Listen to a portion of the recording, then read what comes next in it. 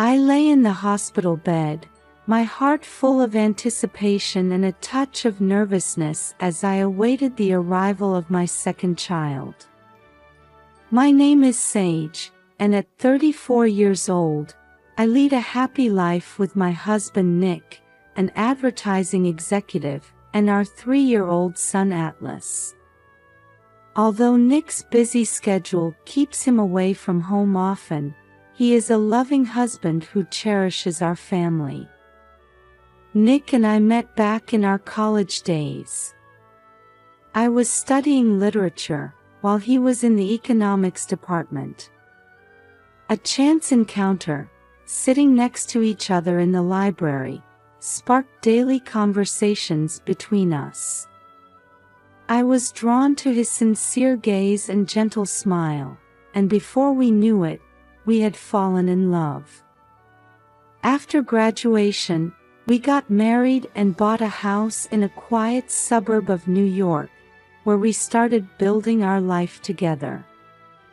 As Nick spent long days at work, I found myself often caring for Atlas at home.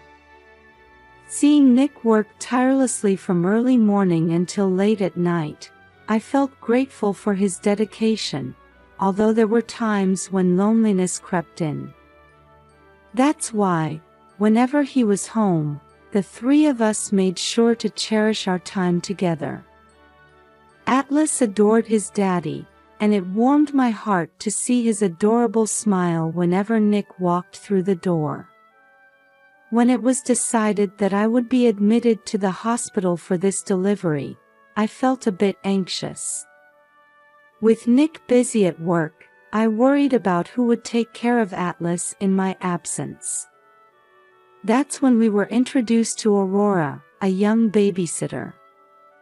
Aurora had a great reputation in our community, and after having her over a few times to discuss arrangements, her cheerful and endearing personality put my mind at ease.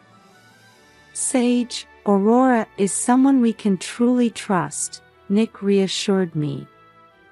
I believe we can confidently leave Atlas in her care. You're right, Nick. Having Aurora here is such a relief. Atlas has already warmed up to her and seems worry-free. Aurora, 28 years old, lives not too far from our home. With extensive babysitting experience, she has earned the trust of many families. When I first met her, she immediately connected with Atlas and brought a smile to his face. Seeing their interaction, I felt confident that I could rely on her to care for my son.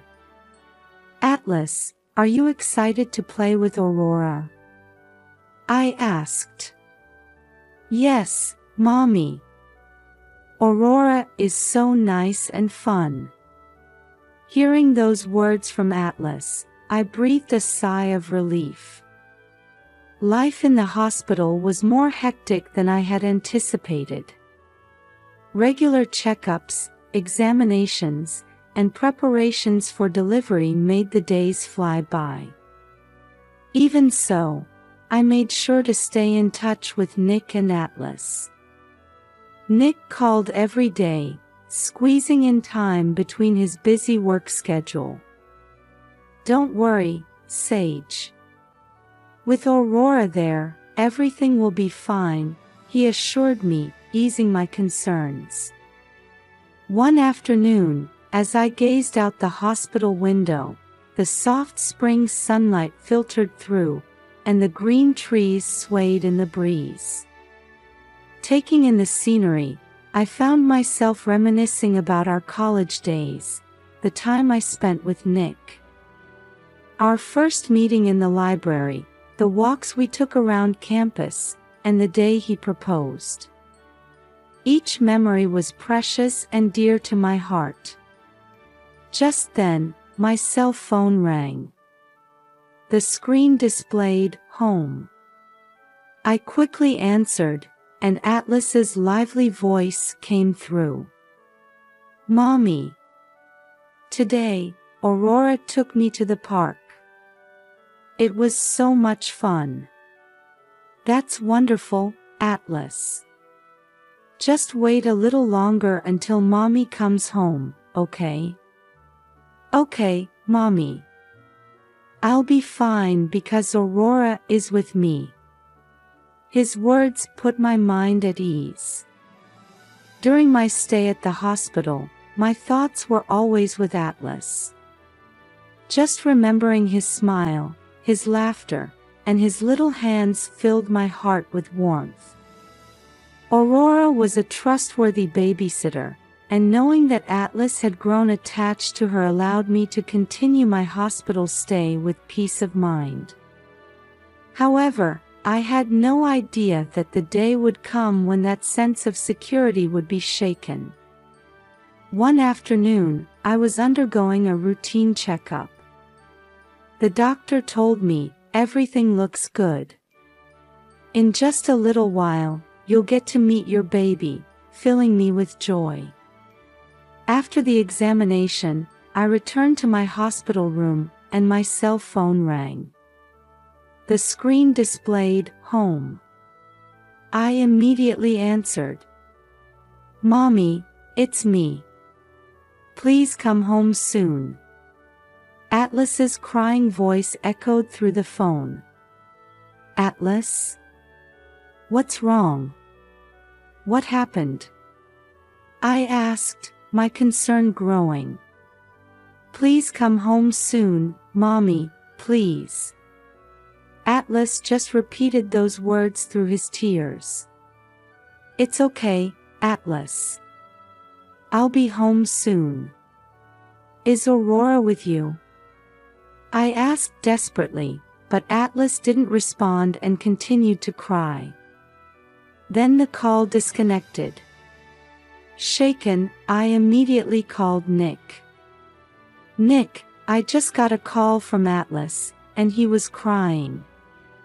Do you know what happened?" Nick replied calmly, "Don't worry, Sage. Aurora is with him, so everything should be fine. He probably just got a bit lonely because he misses you. But for him to cry like that, something doesn't feel right. I'm worried." I couldn't suppress my unease. "I understand. I'll check on him as soon as I finish work. But trust that Aurora is reliable. Please take care of yourself and don't overdo it." Nick tried to reassure me. That night, I couldn't sleep. Atlas's crying voice wouldn't leave my mind, and my chest felt tight. The next day, I received another similar call from Atlas. "Mommy, please come home soon. I'm begging you." Atlas's voice sounded even weaker, as if he was exhausted from crying. "Atlas, can you tell Mommy what happened?" I asked desperately. "I can't, Mommy. I absolutely can't, it's nothing, but I want to see you soon." Atlas just kept repeating those words. As my anxiety and worry grew, I decided to call my mother, Zoe. Living nearby, she has always been a strong support for our family.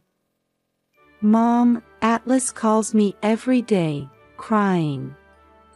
Something doesn't feel right." I explained, my voice shaking as I sought her help. "That is concerning. All right, Sage. I'll go over to the house right away to check on him. Don't worry." Zoe replied calmly. While Zoe made her way to our home, I spent anxious hours in my hospital bed. All I could do was wait and pray that everything would be all right. A few hours later, Zoe called me. "Sage, Aurora seems normal, but Atlas appears frightened. Something feels off." I knew it, It's not like Atlas to cry like that. Zoe's words heightened my unease. Listen, what do you think about installing hidden cameras, just to be safe? I hate to think Aurora might be doing something, but we may need to in order to find out the truth. Zoe suggested. You're right, Mom. For Atlas's sake, I want to know the truth. I agreed with her proposal. After that, Zoe swiftly set up the hidden cameras. To ensure Atlas's safety, I had to uncover the truth, no matter what it took. From that point on, each day was filled with anxiety. Even though I wanted to believe Aurora was a trustworthy babysitter, I couldn't ignore the fact that Atlas's behavior was unusual. My maternal instincts told me something was amiss. Then the day arrived to review the hidden camera footage. Sitting on my hospital bed, I prepared to watch the recordings with Zoe by my side. My heart pounded fiercely, and my hands felt clammy. I was scared to discover the reason behind Atlas's tearful pleas, but at the same time, I needed to know. Sage, are you ready? Zoe looked at me and said. Then, in an effort to calm me, she added, we don't know what the footage will show, but let's watch it calmly. Yes. Thank you, Mom. For Atlas's sake, I have to face the truth. I took a deep breath and focused on the screen. The first few minutes of the footage showed nothing unusual. Aurora was seen playing with Atlas, laughing cheerfully, and Atlas had a smile on his face. However, gradually, that smile began to fade. Atlas, clean up your toys properly. Aurora's voice suddenly rang out sharply. I'm sorry, Aurora. I'll clean them up right now.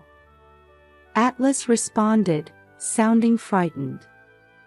The subsequent footage showed a series of scenes where Aurora harshly scolded Atlas. She frequently raised her hand and made gestures that seemed to threaten him. Watching those scenes, I felt a tightness in my chest. This is terrible. How could she do this to little Atlas? I whispered. Sage, the footage isn't over yet. Let's keep watching. Zoe placed her hand on my shoulder as she spoke.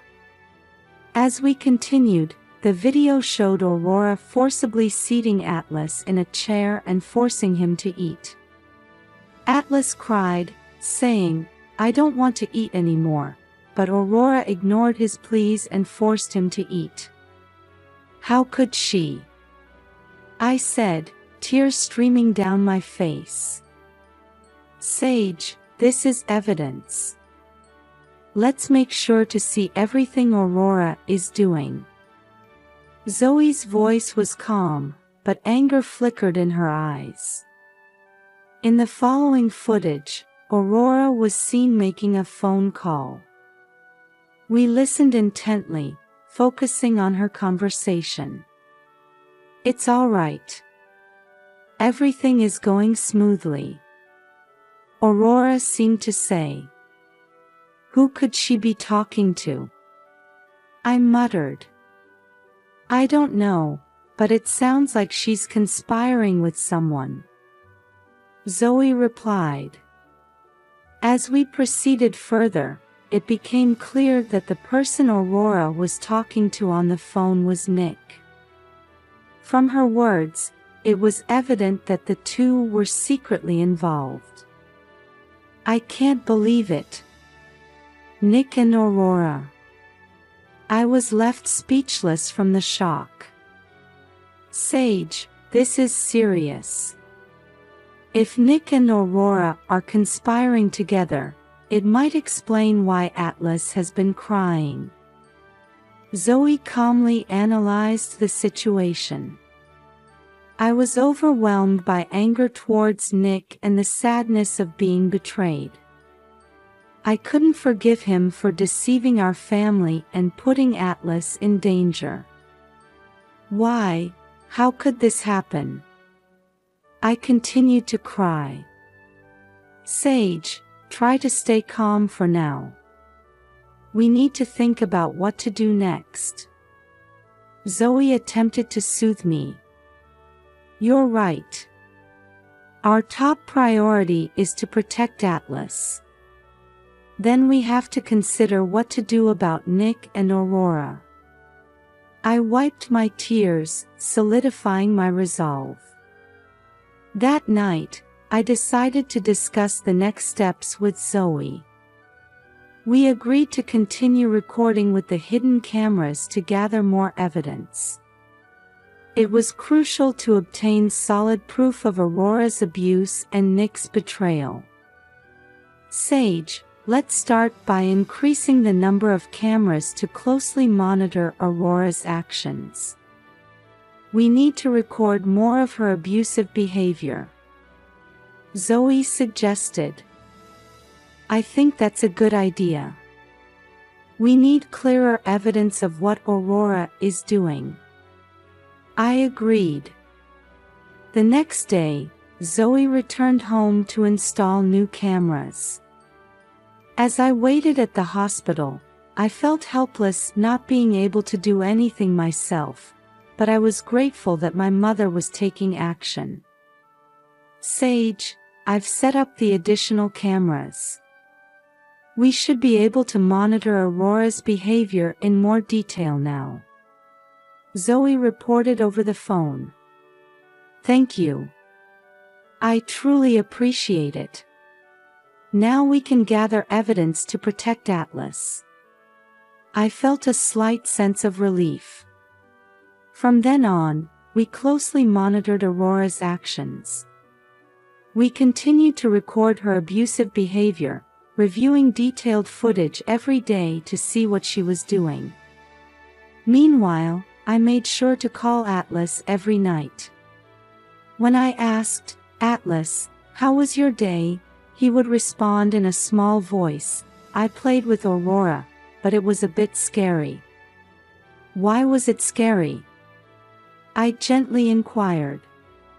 When Aurora gets angry, she makes a scary face. I'm always scolded for being slow at cleaning up my toys. Fear could be heard in Atlas's voice. I see. But Atlas, it's going to be all right. Mommy will be home soon. I tried to reassure him. The footage from that day indeed showed repeated instances of Aurora harshly reprimanding Atlas. In this way, we succeeded in gathering further evidence. Numerous instances of Aurora's abusive behavior towards Atlas were recorded. Sage, I think we have sufficient evidence now. Zoe said. It's all thanks to you, Mom. Thank you. But we still need to verify Nick's actions. I think it's necessary to know how deeply he's involved with Aurora. I was considering our next move. The following day, Zoe decided to track Nick's movements. To capture any scenes of him meeting secretly with Aurora, we decided to thoroughly investigate Nick's phone records and emails. Sage, look at this. It shows Nick meeting with Aurora. The photograph Zoe showed me depicted Nick and Aurora talking intimately in a hotel lobby. This makes their relationship clear. Looking at the photo, my anger surged even more. Seeing my reaction, Zoe tried to calm me down. Sage, let's take a moment to compose ourselves. We have plenty of evidence. We should think about what to do next. You're right. With all the evidence we've gathered, It might be time to consult with a lawyer to take legal action. Regaining my composure, I began planning for the future. Zoe and I started researching to find a trustworthy lawyer.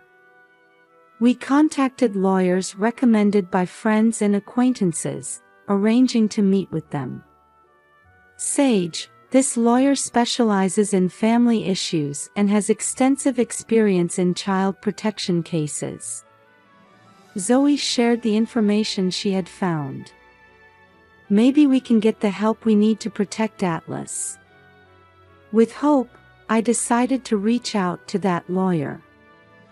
Our initial consultation with the lawyer was an important step for us. Zoe and I presented all the evidence we had collected, providing detailed explanations. This is very compelling evidence. It clearly proves the babysitter's abusive actions and your husband's involvement. Based on this evidence, we can take appropriate legal measures. The lawyer said with a serious expression. Please, protect our son. I pleaded through tears. Of course. We will support you with all our resources. Let's start by applying for an emergency protective order and consider moving Atlas to a safe location. The lawyer responded assertively. Following the lawyer's instructions, we prepared the necessary documents and proceeded with the legal process. As the proceedings advanced, we gradually found hope. Zoe and I worked closely with the lawyer, frequently communicating and implementing strategies to ensure Atlas's safety. We were getting ready to take appropriate action against Aurora's abuse and Nick's betrayal. Sage, we've made a significant step forward. Zoe continued to encourage me. Thank you, Mom. I'm truly grateful to have you by my side. I couldn't have come this far on my own. I expressed my gratitude to my mother. After successfully giving birth and being discharged from the hospital, I went straight home.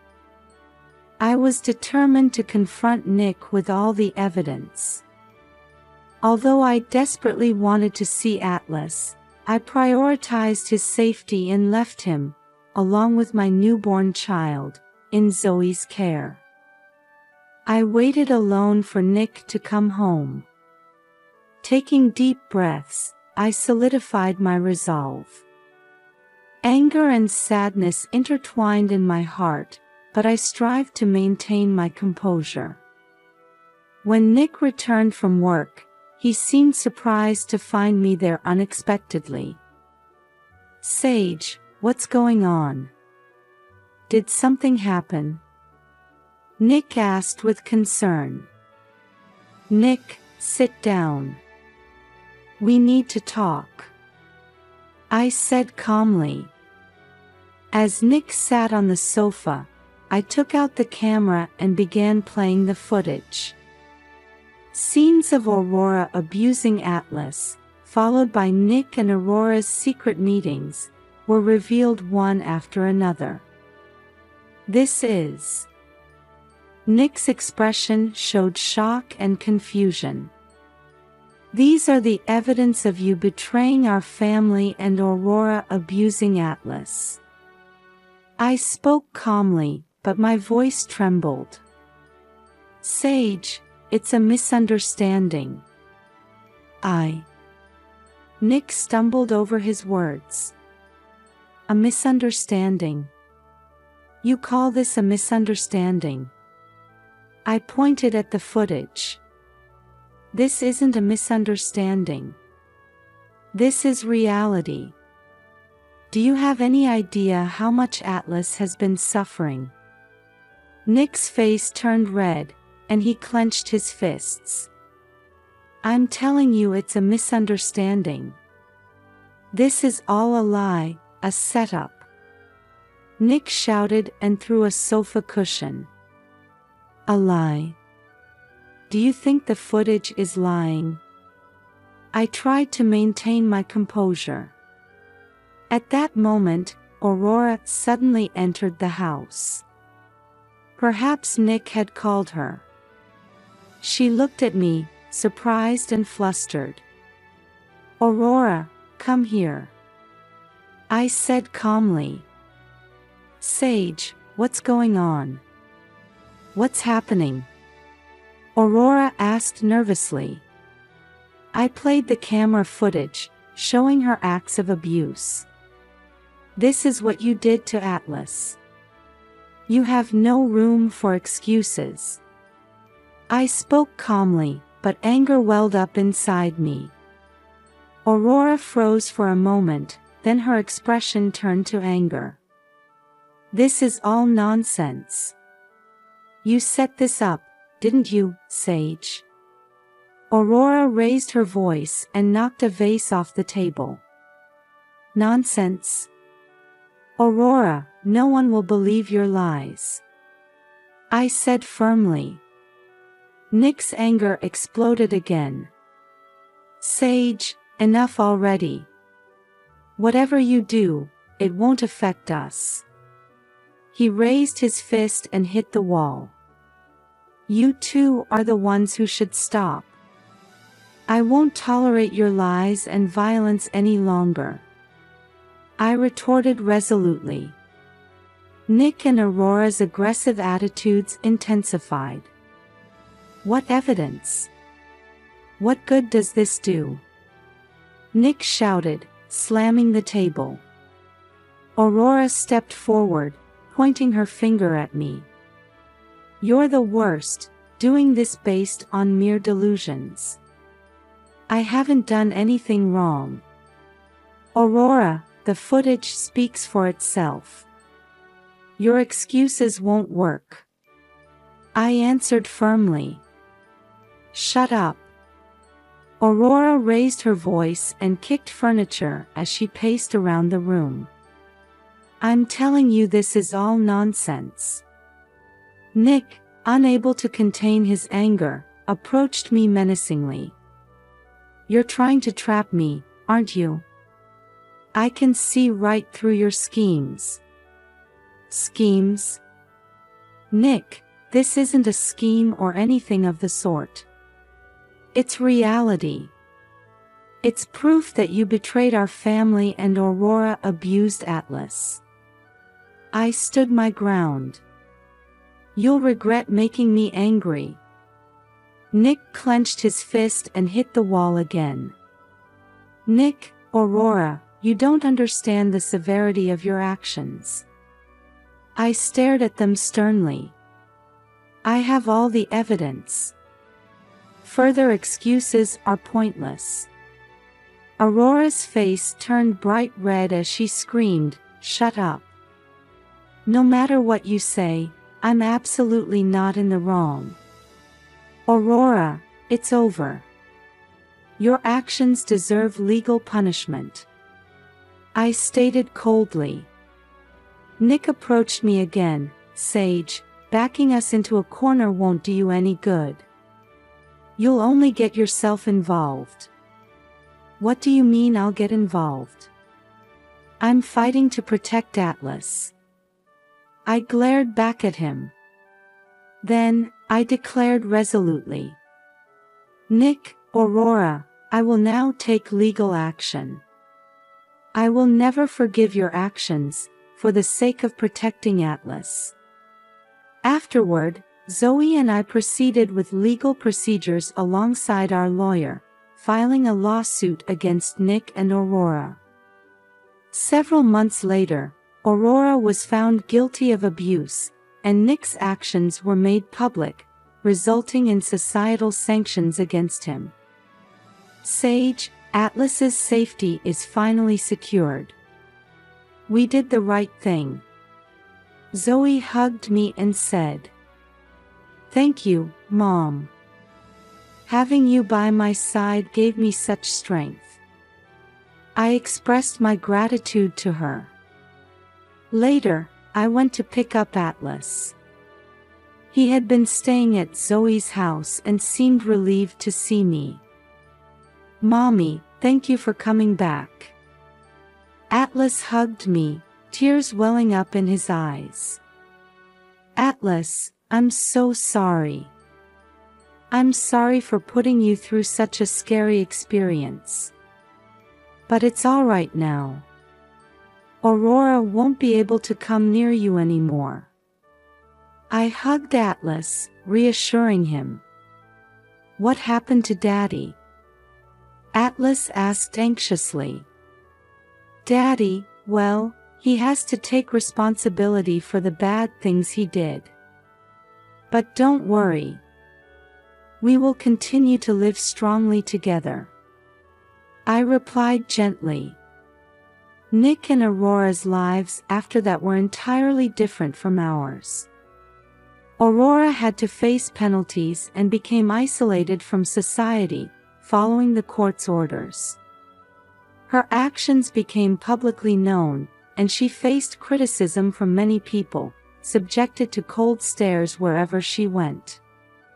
Even when looking for work, her past crimes affected her, making it difficult to find employment.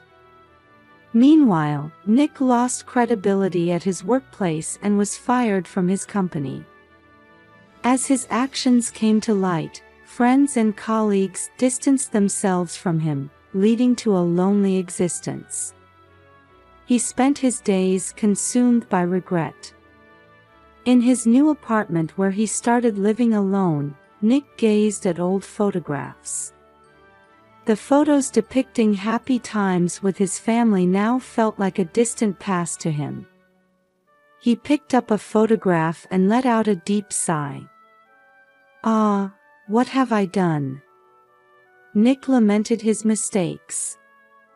Unable to find a new job, he struggled to make ends meet.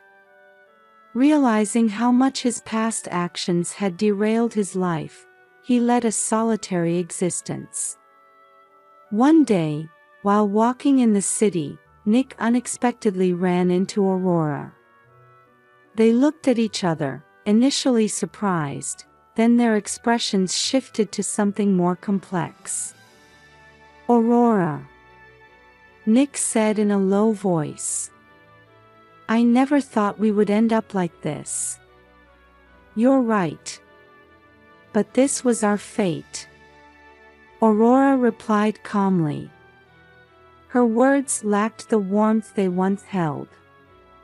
The two stood in silence for a while, then began walking their separate paths.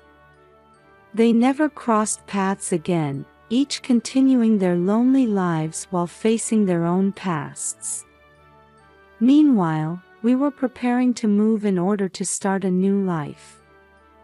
Our family bonds grew even stronger, and we were able to look to the future while supporting each other. "Mommy, what's our new home like?" Atlas asked excitedly. "It's a wonderful place, Atlas. I've made lots of preparations so you can feel safe and comfortable there," I answered with a smile. After moving into our new home, we quickly adapted to the environment. Atlas made new friends and enjoyed kindergarten. I found a new job, and Zoe continued to support us. One day, while playing in the garden of our new home, Atlas said to me, "Mommy, this is truly a wonderful place. I want to play here forever." "You're right, Atlas. Let's create plenty of happy memories here," I replied with a smile. We began cherishing the small joys of daily life while enjoying our new existence. The bonds within our family deepened further, and we continued moving forward towards the future,